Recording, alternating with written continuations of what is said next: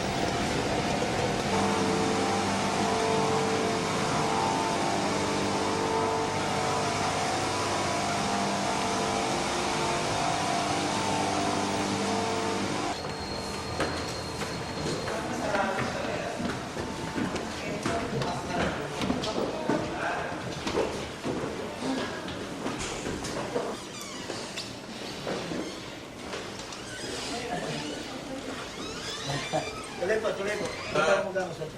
Sige po. Saan po tayo? Dito lang, sarado yung... Sarado ba? Oo. Well, Hindi sarado naman yung pala. sekretary eh. Sige kayo po.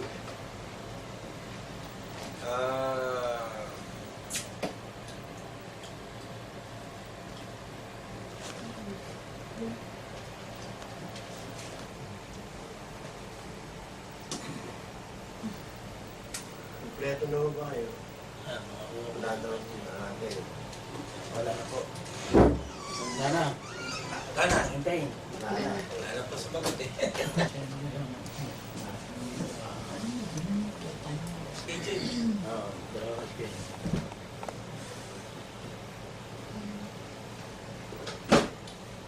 Nakayos na yun.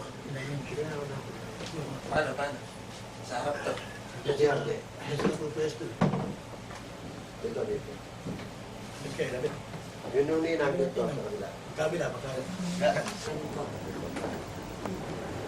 Handa ko ba ang mga ninong at mga ninong na baybayan ng mga inaanak hanggang sa magsasama?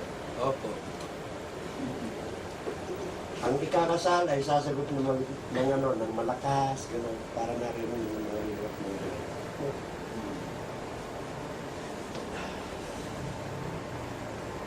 Pwede bang handa na kayo mag-asawa?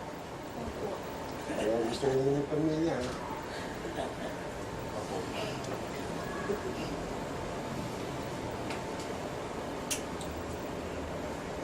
Kung usapan nyo bang pagpunta rito, walang pumilit, walang tumakot. Hindi sumasagot yan eh. Opo. Girly po yan. Jerry. Kasi pag hindi sumagot, ilan mo naman ayaw ko magpakasal. Opo. Tol. Walang sumasagot. Ano? Kasi makatulog, wala ano, walang tutol.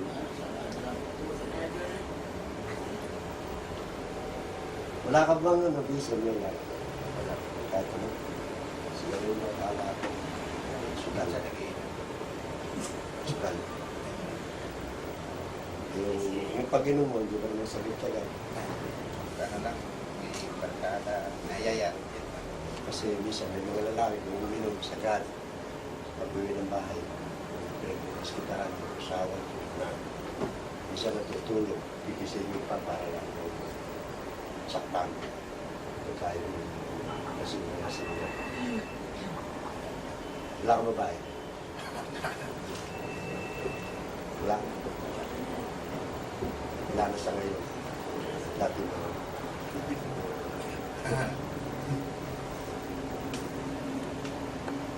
Kunin niyo ng mahal na Panginoon Diyos sa pagaling sa likod. Kaya maganda kung wala kang bisyo. Kasi ang primerang bisyo maaaring sumira sa mag-asawa ay yung babae. Ang inom na overturning. Kaya maswerte rin siya yan, si Girlie. At wala kang bisyo babae. Baka mo pagkatingin ka naman, bisyo tayo. Salamat sila.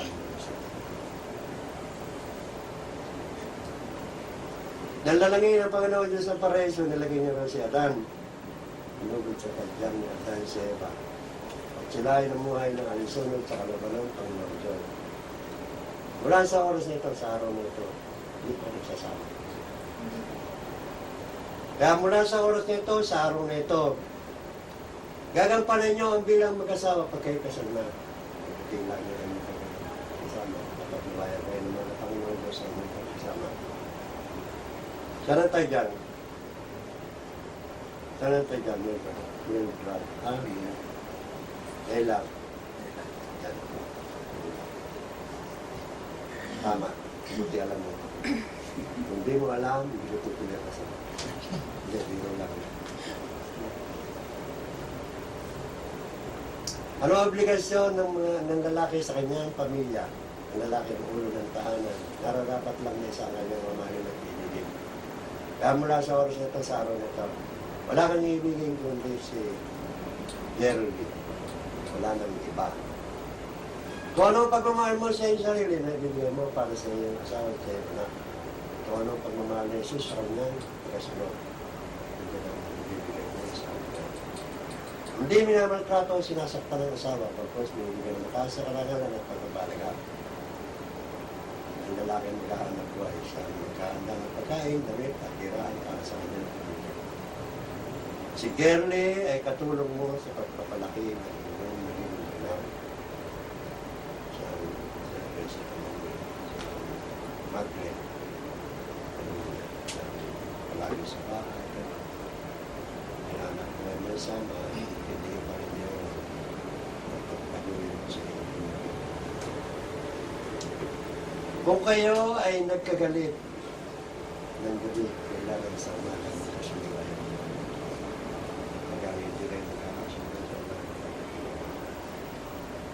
Kasi may mga bagay na kasama ang tao, may mga biglaan na nangyayari, may sa sama, may sa inyo, hindi pinapagkakala. Kasi napahirap yung para iaalis yung isa, may nakakit yung isa, yung isa yung mga kailangan.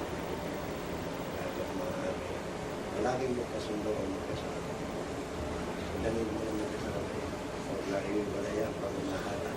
Palaging nasa puso ang mga pagmamahalan nila, ilakaan sila. Ang mga bata ay magiging anak nyo. Tuturuan nyo din kung paano mo nagpapatay sa Panginoon. Kung meron kayong pinagkagalitan na hindi mo kayo natasin, andyan ang inyong ninong. Diyan kayo hingi ng payo, huwag kayo hingi ng payo sa mga tao. Kasi baka mamaya, matagatan yung pag-isa sa inyo, wala payo sa inyo, wala na kayo. At yun sa magulang nyo, pwede pa rin kayong humingi ng payo. Hindi magulang pa kayo. Yung sa mga magulang nyo, kasabihin ng matagandaan nyo, kung nagpakasal na, nag-asawa na ang anak, hiwalay na sa hiwalay na sa magulang. Hindi pa rin. Ano ba? Pag-very talaga yung magdakan na yung pag-salutin kayo lagi, kasama kayo ako panahon.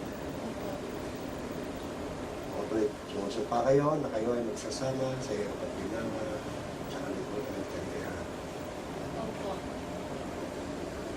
May sinsing pa kayong dala. Dikit kayo.